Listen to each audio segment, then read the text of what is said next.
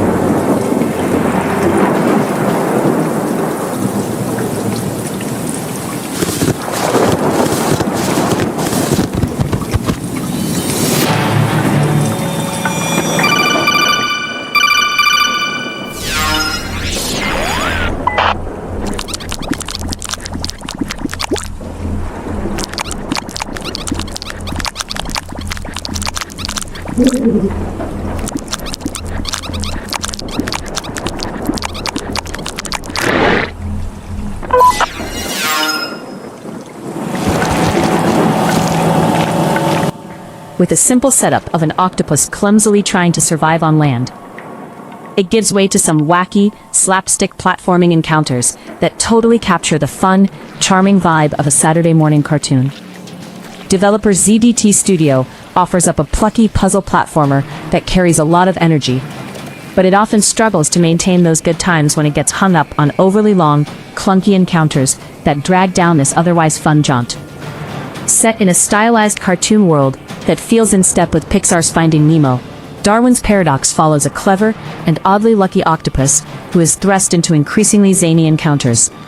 After a mysterious otherworldly presence encroaches upon their underwater home, Darwin and their octopus friend are whisked away to the surface and separated. But it's not enough that Darwin has to figure out how to survive on the surface. It's also a post-alien invasion Earth, with creatures and machines settled in and planning further domination. The setting and cartoonish tone of Darwin's Paradox is a really fun and energetic take on a puzzle platformer, and it's one of my favorite things about it. With no dialogue for any of its key characters, the story shows a growing escalation of bizarre encounters that Darwin finds themselves in.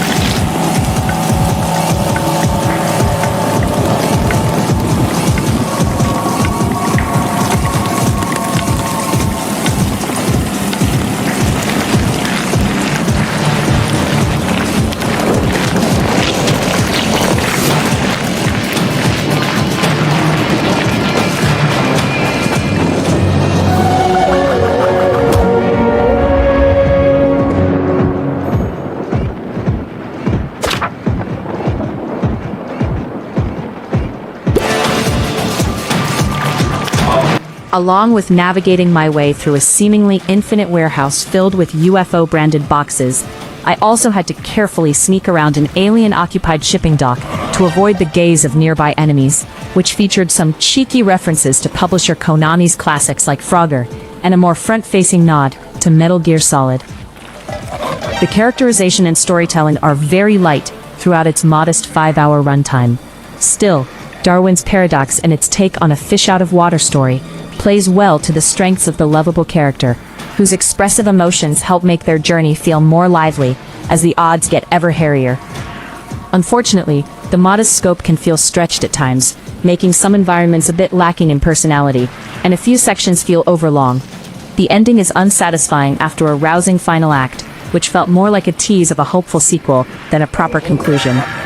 Darwin's Paradox is similar to the Little Nightmares series in its gameplay, focusing on careful platforming, stealthy movement, and problem-solving with environmental obstacles. It largely sticks to very familiar kinds of encounters and puzzles, where you'll have to pull levers and hit buttons to proceed. But where Darwin's Paradox differs is the slapstick comedy energy that it brings. It trades the scares and high tension of Little Nightmares for the stylized comical whimsy of Looney Tunes.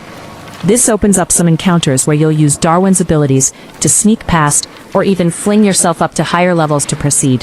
Some of my favorite moments are when Darwin has to sneak past the invaders while they're doing martial arts training, or when taking on a disguise to try and blend in with enemies. Darwin's journey goes between both the surface and underwater worlds, which opens up a variety of scenarios that help mix up the pacing. While that gameplay formula stays mostly lean throughout, with only a few sections introducing some game-changing abilities, I appreciated seeing Darwin's abilities get some decent mileage. Along with a camouflage ability to blend into the environment, Darwin can spit ink to hit distant targets, or create clouds of concealment underwater. The ability that gets the most use is Darwin's wall climbing, which allows them to scale walls and grip onto moving platforms.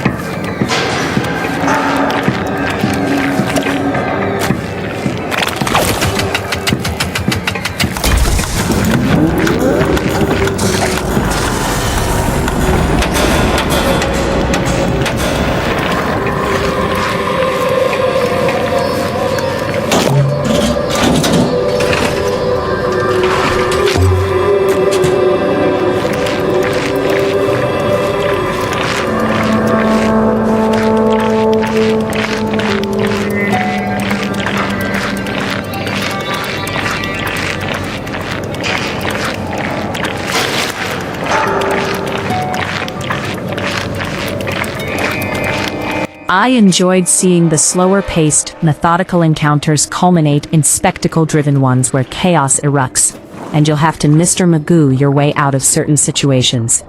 That said, the movement and precise platforming required to complete these sections can sometimes be a bit too clingy, leading to moments where I attached myself to objects I didn't intend to, which resulted in some sudden deaths. There are also sudden difficulty spikes in some stages.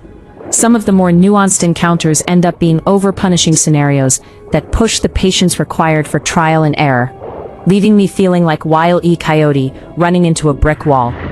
While there is a hint system in case you get stuck on a challenge, the clues are mostly vague, such as reminders to use the dash button or learn to mind your surroundings.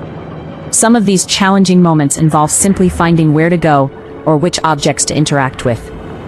In one of the more frustrating areas, I had to sneak past sound-detecting machines while hiding out in underwater brush and avoiding spotlights. Darwin's paradox generally doesn't give you too much to juggle in terms of complex encounters, but when it does, it can sometimes feel out of step with what came before. It was disappointing to see just how many imbalanced moments there were, which messed with the flow of what was largely an evenly paced experience otherwise. Still, I appreciated the mostly chill tone, which gives you time to take in the fantastic details and comedy gags. I especially enjoyed finding hidden paths in each level that led to collectibles. These not only add some extra context to the world, but also toss in jokes, like a movie poster for an alien Snake Plissken knockoff that was popular with the invaders.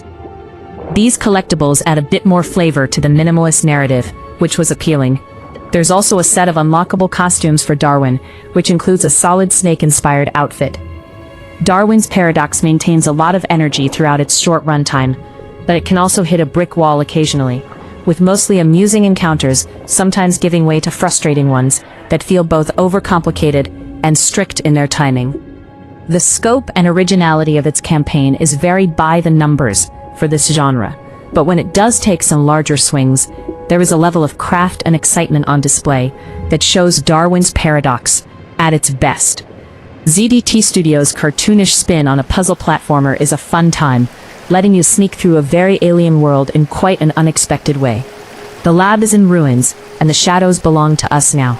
That's how you handle a paradox with pure skill.